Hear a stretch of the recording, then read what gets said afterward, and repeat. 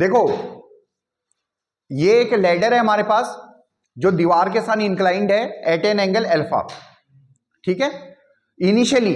फिर उसके बाद ये स्लाइड डाउन हो रही है, तो दीवार से ये क्यू डिस्टेंस नीचे आ रही है और इधर की साइड से जमीन के साथ पी डिस्टेंस पे आ गई है, और फिर एंगल बना रहा है बीटा, समझ में आ रहा है। और हमें ये प्रूव करना है कि क्यू पी अपॉन क्यू का रेशियो ये है cos beta minus cos alpha upon sine alpha minus sign beta. समझ में आ रहा है नहीं आ रहा है? अरे गॉड माय पॉइंट ना। आप देखो, आप चाहे तो इसकी नॉमेनक्लेचर कर सकते हो कि ए बी सी और इधर डी और इधर इसको ले लो ई ले लो। ई बी को हम अपनी सुविधा के लिए एक्स बोल देते हैं और बी सी को हम अपनी सुविधा के लिए वाई बोल देते हैं। अरे ठीक है, अब देखो हम ले रहे हैं पहले इन ट्रायंगल और ये 90 हो ही जाएगा यहां पे in triangle A B C में ले रहे हैं हम। देखो हमें इस चीज का जरूर ध्यान देना पड़ता है कि हमें आंसर किस में चाहिए, समझ में आ रहा है? तो हम साइन की भाषा में बात कर रहे हैं पहले। साइन अल्फा क्या हो जाएगा? Height upon hypotenuse. हाइट हो जाएगी x प्लस क्यू और हाइपोटेन्यूज लेंथ, यानी जो लेडर है हमारे पास, देखो लेडर की लंबाई बराबर ही होगी, बेशक वो डीई हो या एसी हो, दोनों की लंबाई सेम होगी और उसे हमने लेंथ मान लिया है। ये समझ में आ रहा है नहीं आ रहा है? क्योंकि जब सीढ़ी नीचे को खिसकेगी तो लेंथ तो सेम ही रहेगी ना सीढ़ी की, तो हाइपोटेन्यूज को हमने एल मान लिया है। You got my point? यहां से हमारे पास क्यू की वैल्यू आ गई है L sine alpha minus x, ठीक है, यू गॉट माय पॉइंट। अब आप दूसरे ट्रायंगल को लो,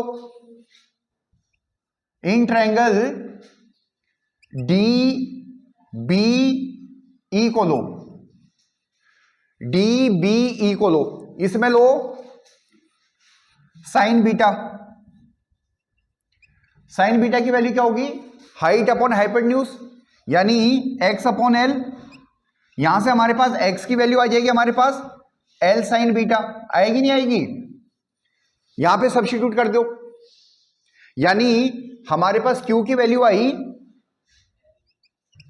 यहां पे लिख देते हैं q की वैल्यू आई हमारे पास l sine alpha minus l sign beta. इस इक्वेशन को कुछ नाम दे देते हैं, x दे देते हैं ये। अरे गॉड माय पॉइंट ना, ये आया सर में नहीं आया? ठीक है, अब हमें Q की वैल्यू पता चल गई है, तो ऐसी हम P की वैल्यू भी पता कर सकते हैं, ठीक है। अगेन इसको एक बार रब कर देते हैं। देखो अब हम ट्रायंगल ले रहे हैं,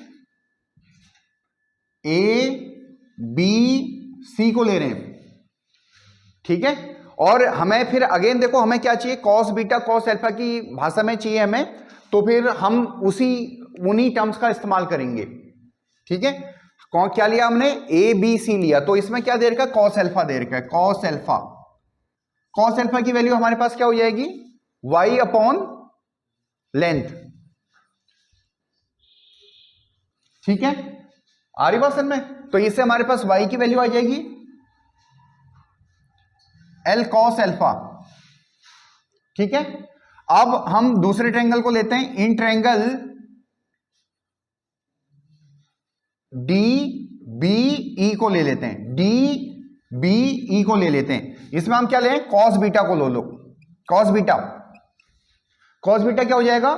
बेस अपॉन हाइपोटेन्यूज। बेस की वैल्यू क्या हमारे पास? p प्लस वाई और hypotenuse again length.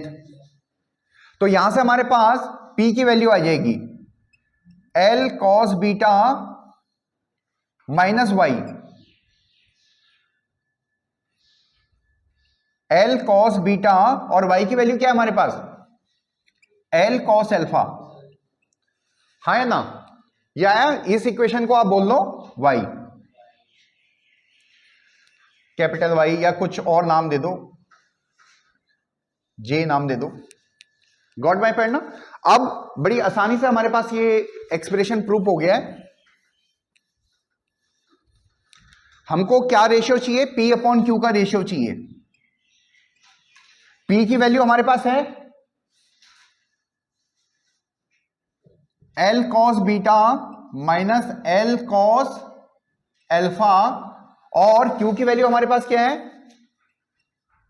L sin alpha minus L sin beta.